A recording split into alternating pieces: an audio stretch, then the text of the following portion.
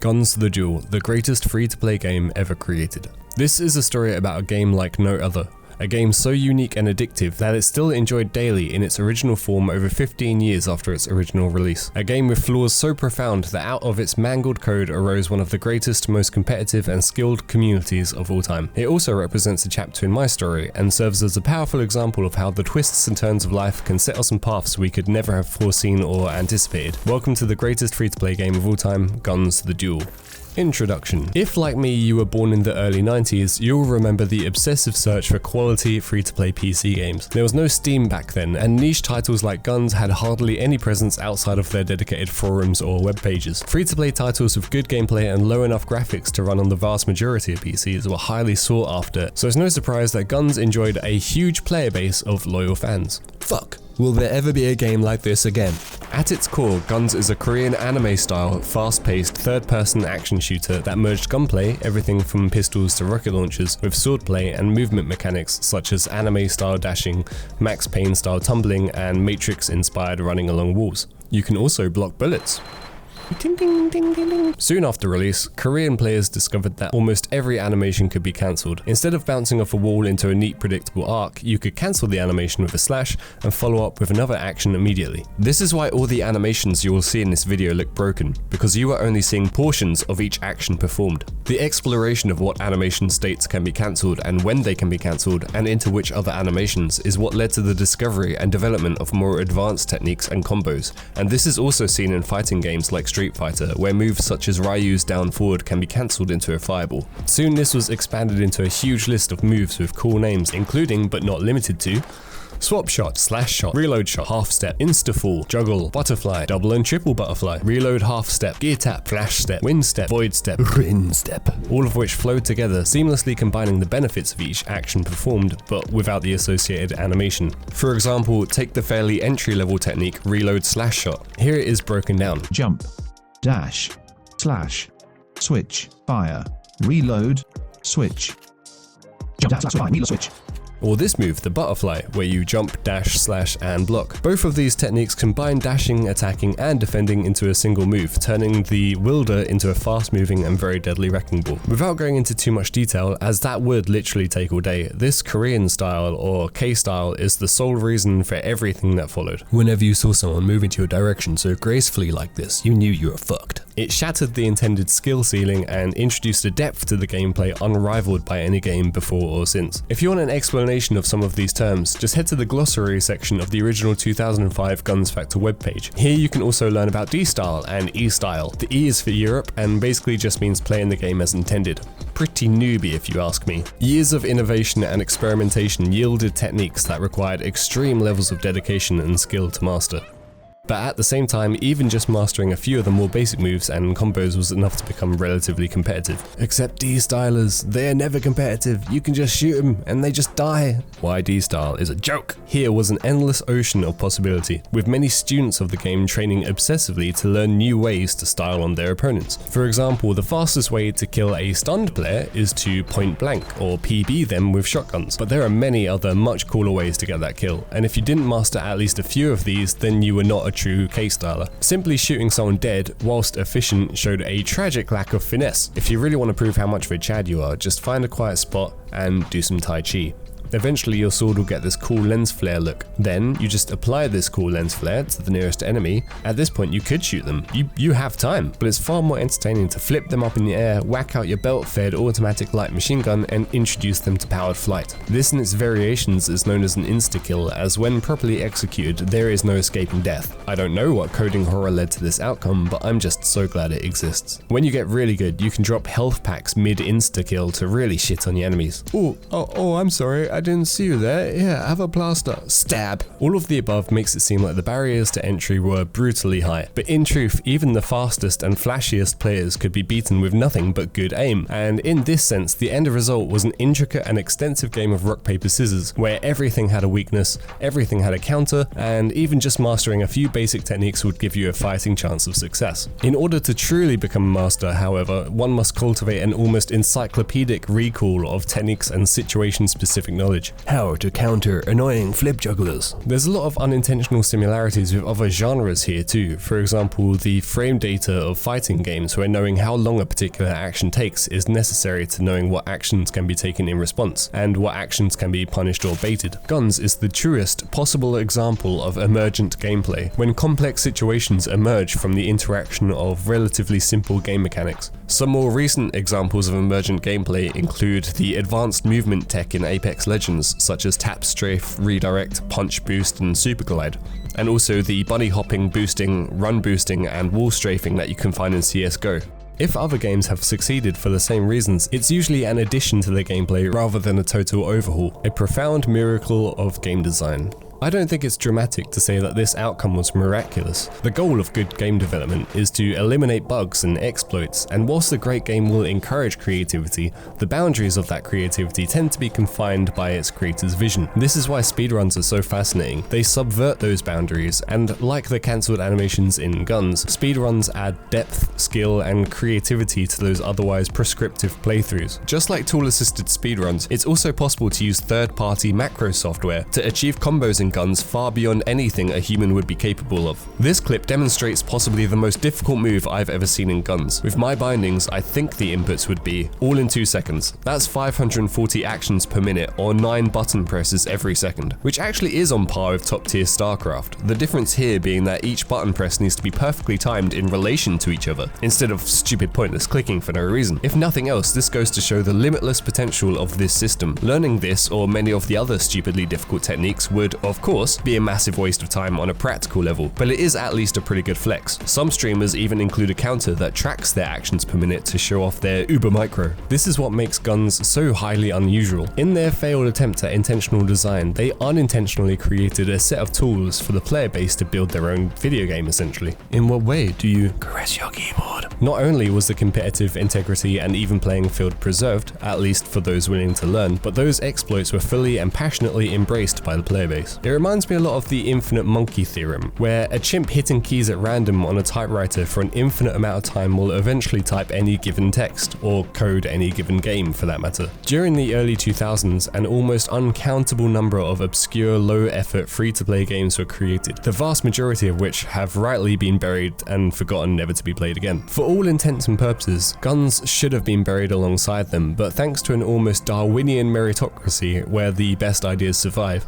this one single car crash in the destruction derby of free-to-play games has outlived them all. By pure hilarious accident, these monumental fuck-ups ended up reinforcing the core art design and turned out to exactly resonate with the theme of Gunz. That is, being an overpowered anime character that can run up walls, blast people out the sky, and have swordplay that can actually be as or more powerful than gunplay. K-Style is an embellishment on the core gameplay loop, a perfect and coincidental marriage of the intentional and the unintentional. Was such a great game. Playing this made me feel like I was a character in an anime. It's not just rare to find a game like this, it's utterly unprecedented. It's an insane outcome that, as far as I'm aware, has never been repeated before or since. Let's just take a second to talk about this clip. To you, an uneducated peon, it might look kinda silly, but rest assured thousands of hours went into this. That guy is on the edge. It would take the entire of GDQ 100 years to backwards engineer all the complex interactions at play. Gunz also had some aspects that are worth talking about unrelated to the gameplay that set it apart from other titles and possibly contributed to its success. For example, there was a huge number of level gated and stat enhancing customization that enabled players to mix and match outfits. Over time, this led to distinctive styles that often reflected a player's membership to their clan or their personality and attitude. Contrary to popular belief, Gunz was actually a fashion simulator with a PvP minigame attached. Being a high-level player wearing low-level gear, or indeed nothing, said a lot about you as a person. It also seems to have stylistically taken inspiration from much-loved films and media at the time, such as The Matrix, Max Payne, Prince of Persia,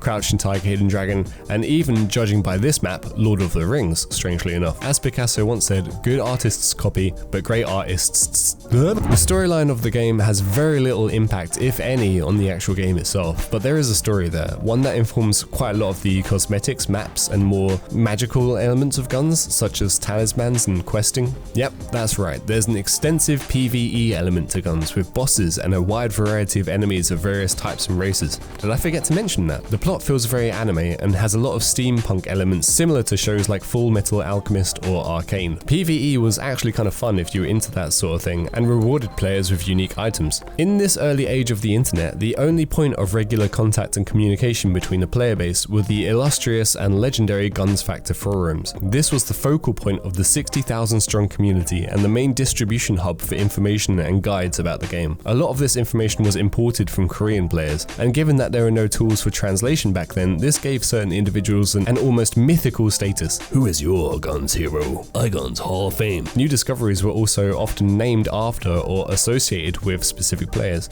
and those who mastered those techniques were also revered and talked about extensively. Actual gladiator tips from Dylan himself. Craze, for example, was one of the players credited with bringing K-style to a Western audience, and Cerberus was widely considered to be the greatest gladiator of all time, although according to this 2010 interview, he was mostly just known for pissing people off. And how many of you Gunz veterans remember this name? I read so much of this person's drama that seeing the name again gave me something like an acid flashback. Why, I'm the best on Gunz. Needless to say, ego and elitism was, and continues to be, a huge part of the culture of Gunz, and people would go to great lengths to make a name for themselves. All these factors contributed to the culture of legends within the community, something also rarely seen in other games. Phantom Jizz style.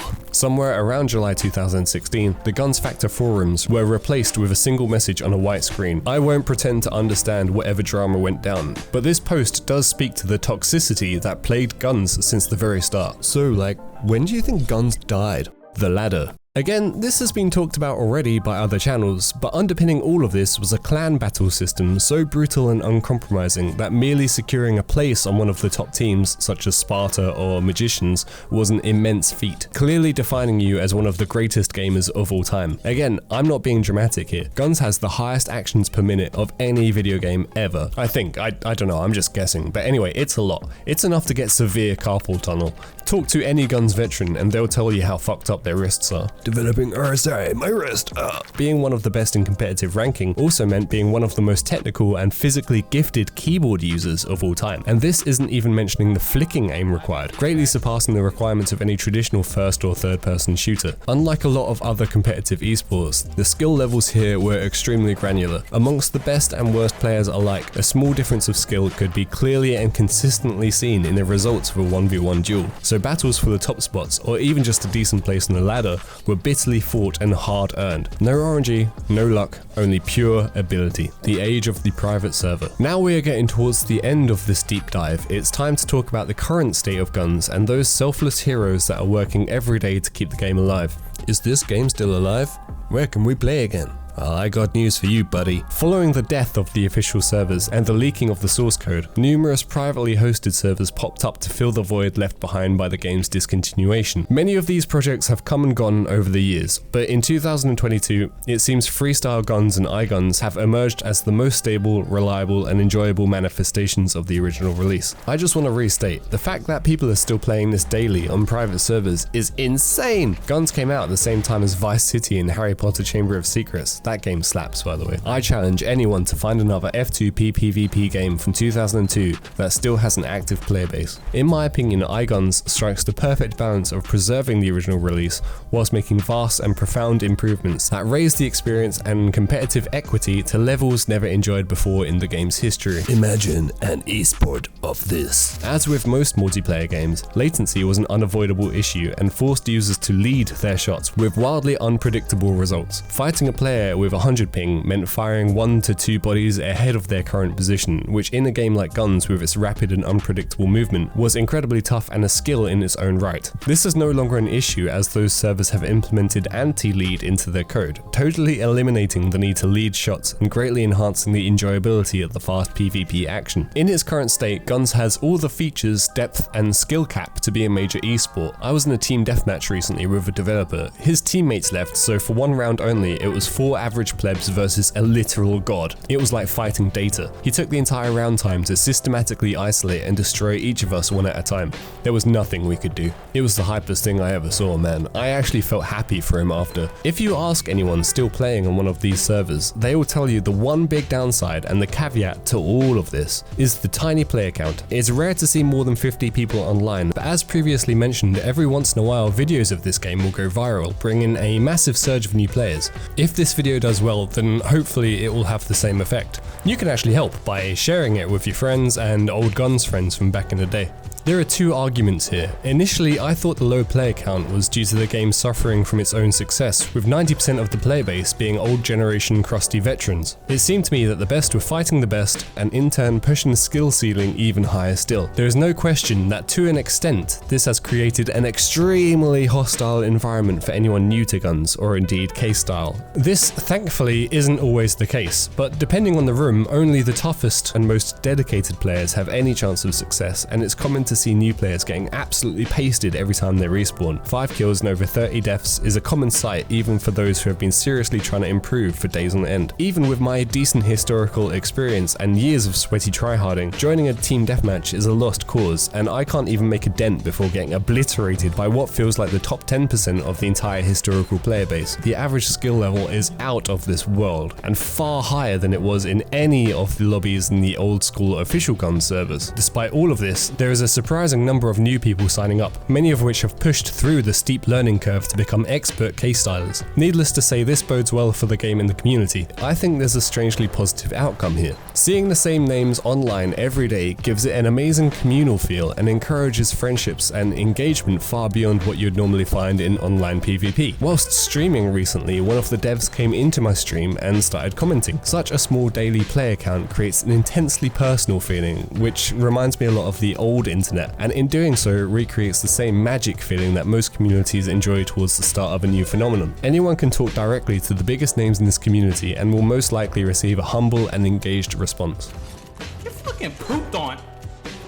This sense of magic and community cohesion is impossible to force, difficult to recreate, and is unfathomably rare in modern gaming, so to recapture it here is truly a profound experience. Yes, the current player base is pathetically small, but it's not dwindling. Indeed, these private servers have vastly outlived fully fledged game releases. Entire monolithic franchises have come and gone, all the while Gunz remains, a small temple carved out of a mountain, servicing a steady trickle of pilgrims, a congregation of giga gamers that take time away from the shiny bells and baubles of the modern gaming industry to pay homage to their roots and to the purity of unfettered skill and ability. The flickering ember that was once part of a roaring fire is carefully tended to by a few dedicated faithful and refuses, despite everything, to die completely. In reality, the Gunz player base isn't 50 people or 500.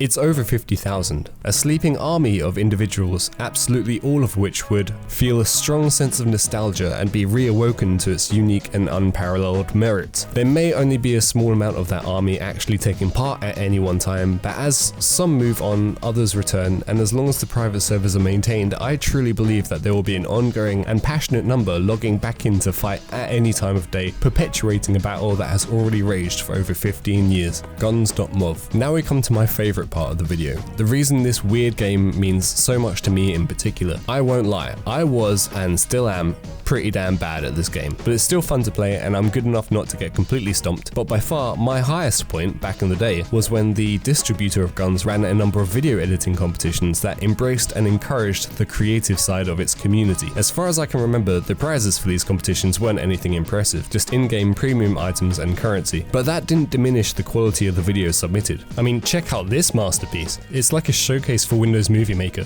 As tends to be the case, these frag videos reflected the style of the gameplay itself and were yet another avenue to show one's skill. The flashier the edit, the more respect you got, and the more respected and well known you were as a player. A huge amount of these edits still exist on YouTube, and a lot of them are stupidly impressive, even by today's standards. Having played Gunz since the summer of 2004, I wonder if either of you even came close to feeling of ecstasy I experienced watching this. By combining my buddies' clips with my my own burgeoning editing jobs, we were able to put together a pretty slick video and actually win in one of the various categories. I think it was staff choice, basically the runner-up spot. At that age, simply having your name mentioned was a huge ego boost and a massive source of pride. More than 15 years later, I'm still filming and editing gaming related videos, and I have no doubt the positive reinforcement from almost winning that competition was at least partly to blame for that enduring interest. Sadly, the video we submitted has been erased from the internet. It would have been incredibly nostalgic to see it again, but just knowing that this journey has come full circle and has led me back to making video edits about this horribly broken yet amazingly addictive game is enough for me. Clearly, despite our best efforts, we can't fully anticipate how things will turn out, and all we can do is make the best of whatever life gives us, a sentiment I'm sure the original developers of the game also feel very strongly. Conclusion: